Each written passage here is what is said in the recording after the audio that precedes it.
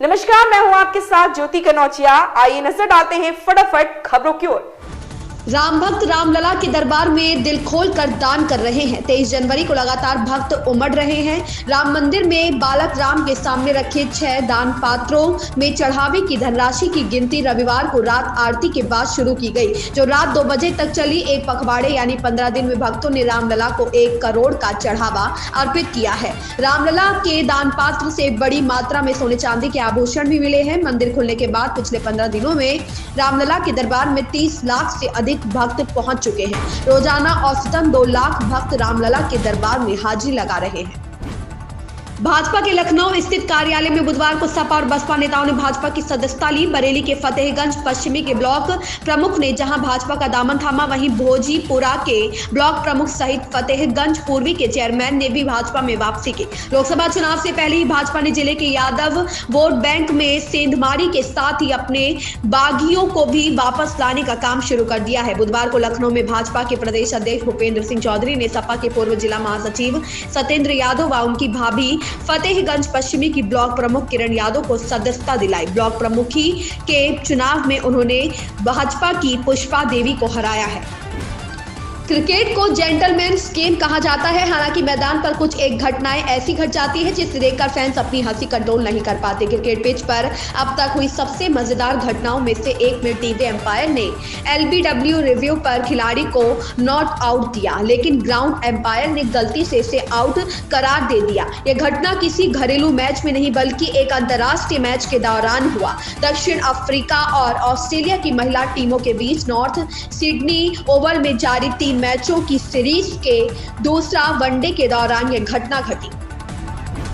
पूरे बिहार में पछुआ हवा की तेज रफ्तार ने कनकनी बढ़ा दी है। मौसम विभाग इसको लेकर अलर्ट जारी किया गया है। कहा है कि आने वाले 3 दिनों तक पछुआ हवा की रफ्तार से लोगों को फिलहाल राहत नहीं मिलने वाली है। अगले 2 से 3 दिनों तक पछुआ हवा की रफ्तार 30 किलोमीटर से लेकर 40 किलोमीटर प्रति घंटे की रहने की संभावना है। इससे लोगों को कपकपाने वाली ठंड महसूस होगी। मौसम विभाग का यह मानना है कि आने वाले 3 दिनों के दौरान राज्य की न्यूनतम तापमान में 2 से 4 डिग्री तक की गिरावट हो सकती है। मुआवजा संबंधी मांगों को लेकर नोएडा प्राधिकरण के गेट पर धरना दे रहे किसान बृहस्पतिवार को दिल्ली कूच करेंगे। इसे देखते हुए यातायात पुलिस ने सेक्टर 6 उद्योग मार्ग पर वाहनों की आवाजाही आंशिक रूप प्रतिबंधित कर दी है। उद्योग मार्ग के अलावा रजनीगंधा से सेक्टर 15 मेट्रो स्टेशन, चिल्ला से sector 15 metro station, new Ashoknagar उद्योग मार्ग समेत अन्य मार्गों पर कुछ देर के लिए यातायात डायवर्जन लागू रहेगा। किसानों के विरोध मार्च को देखते हुए दिल्ली नोएडा चिल्ला बॉर्डर पर सुरक्षा बढ़ा दी गई है। निगम के नेता सदन मुकेश गोयल बृहस्पतिवार को सदन में अंतिम बजट पेश करेंगे। दोपहर 2 बजे से बजट भाषण शुरू होगा। वहीं बजट चर्चा के लिए बुलाया गया सत्र बुधवार को भी स्थगित हो गया। चर्चा सत्र के तीसरे दिन भी विपक्षी दल के सदस्य मेयर के आते ही कट मोशन प्रस्ताव को वापस लेने की मांग करने लगे। तेज होते हंगामे को देखकर मेयर डॉक्टर शैली ओब्रॉय ने 2 बार बैठक स्थगित की। बैठक करीब 2:30 बजे शुरू हुई, जो 5 मिनट ही चली। पंजाब के स्कूलों के लिए शिक्षा विभाग की तरफ से मिड डे मील में बदलाव किया गया है। अब विभाग ने केले के साथ ही मौसमी फलों को भी शामिल किया गया है। जिन फलों को मिड डे मील में शामिल किया गया उनमें अमरूद, आम, बेर, किन्नू शामिल है। शिक्षा विभाग की तरफ से संबंध में आदेश जारी कर दिए हैं और जल्द ही इन आदेशों को लागू कर दिया जाएगा। विभाग के अनुसार नए शैक्षणिक सत्र में फलों की उपलब्धता के आधार पर आदेश जारी किए जाएंगे और इसमें कुछ और बदलाव भी किए जा सकते हैं।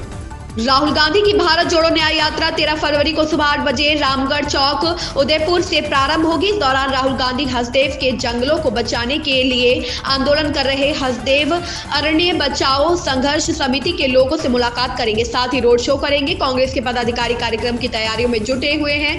जानकारी के मुताबिक राहुल गांधी की भारत जोड़ो न्याय यात्रा सरगुजा संभाग के 3 जिलों में 190 किलोमीटर का सफर तय करेगी।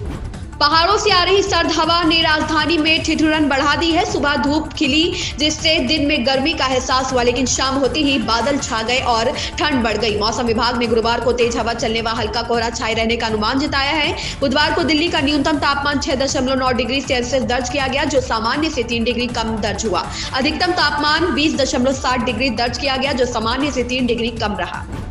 झारखंड के मुख्यमंत्री चंपई सोरेन अपने कैबिनेट का विस्तार 16 फरवरी को करेंगे। मंत्रिमंडल का विस्तार पहले गुरुवार को होना था, लेकिन फिलहाल कार्यक्रम में बदलाव किया गया है। अब 16 फरवरी को मंत्रिमंडल का विस्तार होगा। इसकी वजह कांग्रेस नेता राहुल गांधी की भारत जोड़ो न्याय यात्रा का राज्य में प्रवेश बताया गया है। दरअसल राहुल की यात्रा 14 फरवरी को छत्तीसगढ़ से झारखंड में प्रवेश करेगी और 15 फरवरी को बिहार तक जारी रहेगी। कांग्रेस नेता आलमगीर आलम ने बताया कि ऐसे में शपथ ग्रहण समारोह स्थगित कर दिया गया है। अब यह 16 फरवरी को अपराह्न 3 बजे होगा। इन खबरों में बस इतना ही। बने रहें हमारे साथ।